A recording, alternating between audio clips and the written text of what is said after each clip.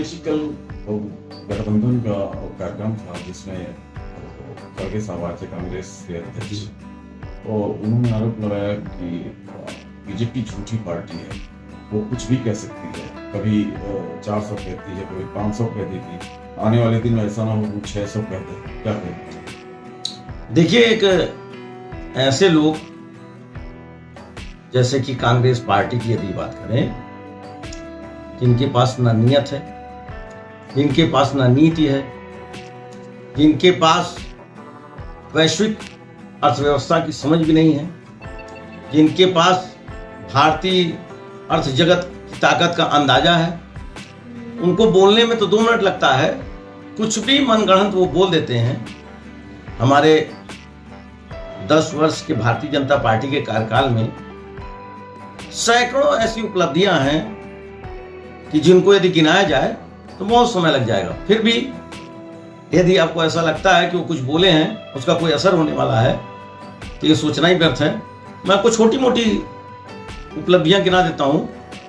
आदरणीय श्री नरेंद्र मोदी जी के प्रधानमंत्री पदभार संभालने के बाद क्या क्या परिवर्तन हुआ देश में, उसको जरा समझने की जरूरत है देश की जनता को, और गौर से देखने की जरूरत है कि कौन विकास करा रहा है, कौन झूठ बोल रहा है, कौन झूठ के साथ खड़ा है, कौन सच के साथ खड़ा है, कहां सच्चाई है, कौन व्यक्ति काम करके दिखला सकता है।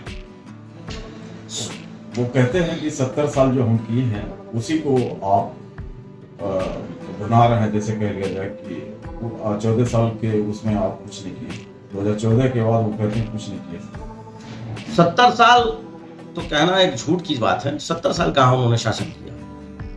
उन्होंने बहुत मुश्किल 66 वर्ष शासन किया होगा, जैसे उनको गिनती भी नहीं आती कि उन्होंने कितने वर्ष शासन किया। और उनके उस शासन काल के दौरान जो नहीं वो कर पाए, और जो कर देना चाहते तो कर लेते, लेकिन वो कर नहीं पाए। अब आप देखिए, 100 साल बाद देश को एक नई संसद मिली, किसके नेतृत्व में? आदरणीय प्रधानमंत्री जी के नेतृत्व में, नरेंद्र मोदी जी के नेतृत्व में। दुनिया की सबसे तेज बढ़ने वाली अर्थव्यवस्था आज कौन है? भारत। दुनिया का सबसे बड़ा क्रिकेट स्टेडियम कहां बना? श्री नरेंद्र मोदी जी स्टेडियम भारत में बना। Statue of unity Sardar Vallabh भाई पटेल कहां? भारत में बनी। किसके नेतृत्व में? आदरणीय नरेंद्र मोदी जी के नेतृत्व में। दुनिया के सबसे ऊंचा रेलवे ब्रिज, चिनाब ब्रिज कहां बना? भारत में। दुनिया की सबसे लंबी highway tunnel, Shyama Prasad Mukherjee tunnel कहां है? भारत में बनी। किसके नेतृत्व में? आदरणीय नरेंद्र मोदी जी के नेतृत्व में। दुनिया की सबसे लंबी मोटर वेसल क्रूज शिप चली तो कहां? भारत में। और किसके नेतृत्व में? श्री नरेंद्र मोदी जी के नेतृत्व में। दुनिया की सबसे लंबी इलेक्ट्रिफाइड रेलवे टनल बनी कहां बनी? भारत में, और नरेंद्र मोदी जी के नेतृत्व में। अब आप उपलब्धियां गिनते जाइएगा, देखते जाइएगा।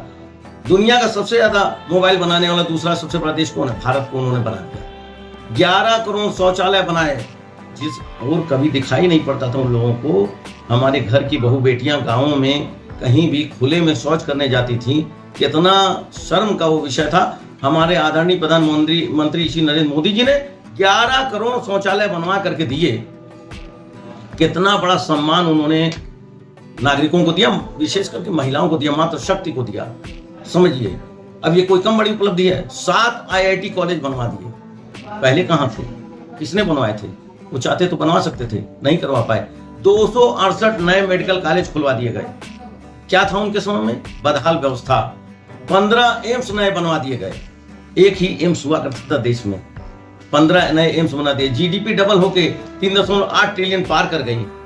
किसके नेतृत्व में? श्री आदरणीय प्रधानमंत्री नरेंद्र मोदी जी के नेतृत्व में। 10वीं अर्थव्यवस्था जो भारत कहलाती थी, सबसे नीचे थी, ऊंचा उठ करके 5वीं सबसे बड़ी अर्थव्यवस्था भारत को उन्होंने बनाया। किसके नेतृत्व में? आदरणीय प्रधानमंत्री श्री नरेंद्र मोदी जी के नेतृत्व में। वर्ष 2024 में जब तीसरी बार उनकी सरकार बनेगी तो शायद वो देश को दूसरे सबसे बड़ी अर्थव्यवस्था भारत देश को बना दे, ऐसा उनका संकल्प है, जिसको कांग्रेस को समझ होनी चाहिए, जो कि वो समझ नहीं पाते हैं। 750 बिलियन डॉलर के पार एक्सपोर्ट पहुंच गया हमारे देश का। आप समझिए कैसे कुछ किया होगा, कुछ नया लाया होगा, कुछ मेहनत करी होगी, तब तो जाकर के देश इन ऊंचाइयों को छू पाया है। समझिए 95% गांवों में बिजली पहुंच गई। कैसे? ऐसे ही मैजिक करके, झूठ बोल करके। इनको तो कहने में 2 मिनट लगता है। अब आप समझ सकते हैं 4067 किलोमीटर एक्सप्रेसवे, 53,700 किलोमीटर का हाईवे बना दिया, नितिन गडकरी जी के नेतृत्व में बनाया, वो सड़क एवं परिवहन मंत्री हैं। आदरणीय नरेंद्र मोदी जी के नेतृत्व में ही तो उन्होंने, नितिन गडकरी जी ने इस कार्य को सफल करके दिखला पाए। 68,907 किलोमीटर नया रेलवे लाइन बिछा दिया गया, किसके नेतृत्व में? आदरणीय प्रधानमंत्री श्री नरेंद्र मोदी जी के नेतृत्व में। और राम मंदिर जो बना वो किसके नेतृत्व में बना? आदरणीय प्रधानमंत्री नरेंद्र मोदी जी के नेतृत्व में वो सफल हो पाया, जिसका संकल्प भारतीय जनता पार्टी ने लेकर के बीड़ा उठाया था और उस कार्य को सच करके दिखला दिया। ये क्या कम बड़ा सच का प्रमाण है? जो कहती है भारतीय जनता पार्टी वो करती है, इससे बड़ा प्रमाण आपको कोई मिल नहीं सकता। एशिया की सबसे बड़ी हेलीकॉप्टर जो मैन्युफैक्चरिंग यूनिट लगी वो भारत में लगी, कैसे, किसके नेतृत्व में? क्या पहले देश अपने रक्षा संयंत्रों को लेकर के इतना गंभीर था कांग्रेस की सरकार में? क्या कभी वो ये लोग कर पाते थे? जो नरेंद्र मोदी जी ने कर दिया, आज ये देखने वाली बात है कि जो वो कर रहे हैं वो देश के उत्थान के लिए कर रहे हैं कि झूठ बोल रहे हैं। Semi high speed train Vande Bharat जो भारत को दी उन्होंने, ये क्या कम बड़ी उपलब्धि है? आज जहां आपको पहुंचने में 10 से 20 घंटा लगता है तो वहां 4 घंटे पहुंच जा रहे हैं, 2 घंटे पहुंच जा रहे हैं। ये उन्होंने देश के लिए जो करके दिया, ये कोई कम बड़ी उपलब्धि है? एशिया का सबसे बड़ा कन्वेंशन हॉल भारत मंडपम में बना, तो ये क्या कम बड़ी उपलब्धि है? हर चीज की ओर तो वो कार्य कर रहे हैं। ये समझिए G20 सबसे सफल समिट जो उन्होंने करके दिखलाया, ये कोई कम बड़ी उपलब्धि थी? अब आप सोचिए, 11 यूनिकॉर्न कंपनियों को बनाया उन्होंने, ठीक है। एशियाई गेम्स जो हुए उसमें सबसे ज्यादा मेडल ला करके जो इतिहास बनाया और किसके नेतृत्व में? उन्होंने खिलाड़ियों का जो हौसला बढ़ाया हमारे प्रधानमंत्री जी ने, तभी तो भारत इतने ज्यादा मेडल ला करके इतिहास आज बना पाया है। क्या उनके कार्यकाल में कभी ऐसा हुआ? क्या जब से देश आजाद हुआ तब से लेकर के वर्ष 2014 के पहले क्या भारत के खिलाड़ी इतने स्वतंत्र रूप से खेल करके क्या कभी इतने ज्यादा मेडल जीत के ला पाए थे? इतना ज्यादा खिलाड़ियों का उत्साहवर्धन किसने किया? आदरणीय प्रधानमंत्री श्री नरेंद्र मोदी जी ने, जो भारत के विकास की एक छोटे से लेकर हर चीज बड़ी चीज तक देखा करते हैं कि क्या मेरे देश को बड़ी से बड़ी चीज की जरूरत है, क्या मेरे देश को छोटे से छोटी चीज की जरूरत है, हर चीज को उपलब्ध कराते हैं। भारत को चांद का सम्मान दिला दिया, चांद पे पहुंचने का सम्मान दिला दिया, ये कोई कम बड़ी उपलब्धि है? क्या किया कभी कांग्रेस ने इस चीज के बारे में कभी कुछ? एशिया का सबसे ज्यादा जो 76.1% डिजिटाइजेशन किया, ये क्या कम बड़ी बात है?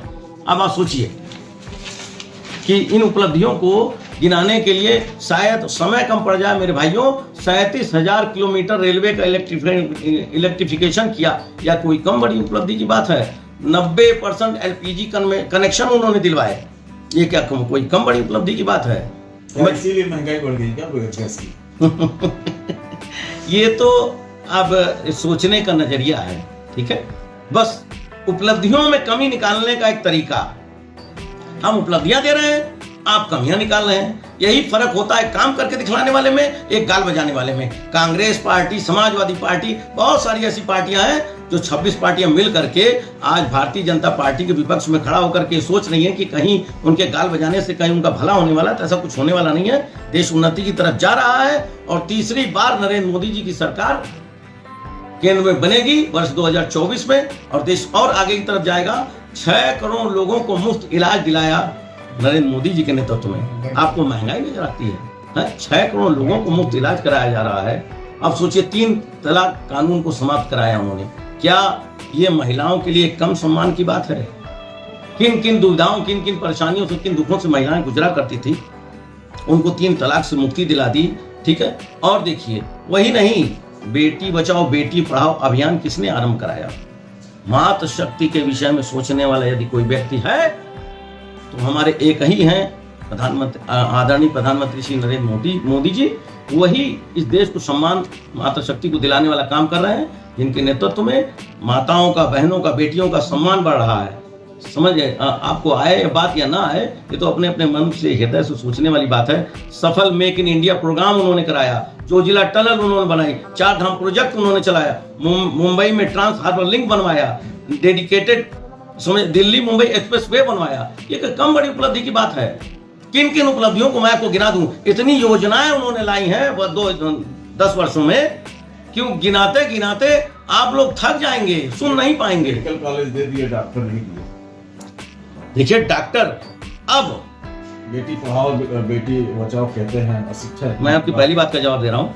आपने कहा डॉक्टर नहीं दिए, पहले से देश में डॉक्टर कितने थे, जितने डॉक्टर थे, अब हमारे बच्चे पढ़ के होनहार विद्यार्थी छात्र पढ़ करके जब आगे आएंगे तो वही तो उसको ज्वाइन करेंगे। कहीं से कोई मैजिक की छड़ी थोड़ी ना कोई चला देगा कि किसी को भी डॉक्टर बता के खड़ा कर दिया जाए, कोई फ्रॉड थोड़ी चला। अरे जो बच्चे हमारे पढ़ेंगे, पढ़ करके शिक्षा पाएंगे, पास होंगे, उनमें तब निखर करके जो बच्चे आए वो डॉक्टर बनेंगे, तब उन कॉलेजों को डॉक्टर भी मिलेंगे। आज भी डॉक्टर वहां उपलब्ध हैं, हर व्यवस्था की जा रही है। आपके किसी भी बात को मैं बेबुनियाद ठहराते हुए बोल रहा हूं कि कांग्रेस ने जो बोल दिया, उन्होंने जो भी कुछ कहा, और समाजवादी पार्टी जो कुछ बोल रही है वो चीजें हैं बेबुनियाद, क्योंकि उनके पास ना तो आधार बचा है, न नीति बची है, न नीयत बची है, ना ही काम करने का जज्बा बचा है, ना ही इस तरीके से समर्पित होकर के देश के लिए काम कर सकते हैं वो। आज भी हमारे प्रधानमंत्री श्री अटल नरेंद्र मोदी जी क्या कहते हैं कि मैं जनता का सेवक हूं। वो जनता में भगवान ढूंढते हैं।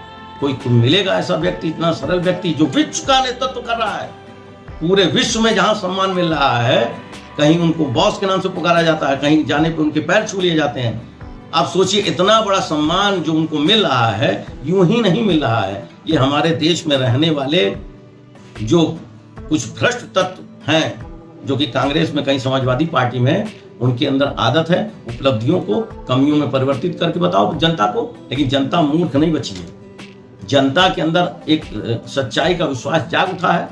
हम लोगों को एक लक्ष्य दिया गया है, एक सच्चा लक्ष्य। हर बूथ पे 370 प्लस वोट हम लोगों को बढ़ाने हैं, जो जा करके अपना वोट करें।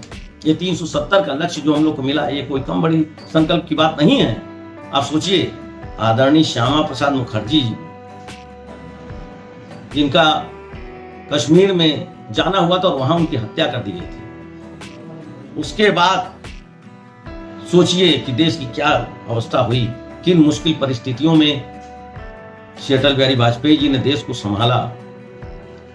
ठीक है, उनको शासन करने का कम समय मिला, लेकिन जितने समय भी वो पक्ष में या विपक्ष में थे, उन्होंने देश हित में काम किया। हर वो बड़ा काम किया देश के लिए, जिससे देश का सम्मान बढ़े, गौरव बढ़े। श्री अटल बिहारी वाजपेयी जी के ही नेतृत्व में भारत परमाणु शक्ति बना था। ये भूलने योग्य बात नहीं है। आज जो लोग बोल रहे हैं, जो चैन से बैठे हैं, जो भारत स्वाभिमान से अपना सीना चौड़ा करके खड़ा है, वो किसके दम पे है? वो दम है तो सिर्फ भारतीय जनता पार्टी में, कि जिन्होंने देश का सम्मान ऊंचा करने का काम किया है।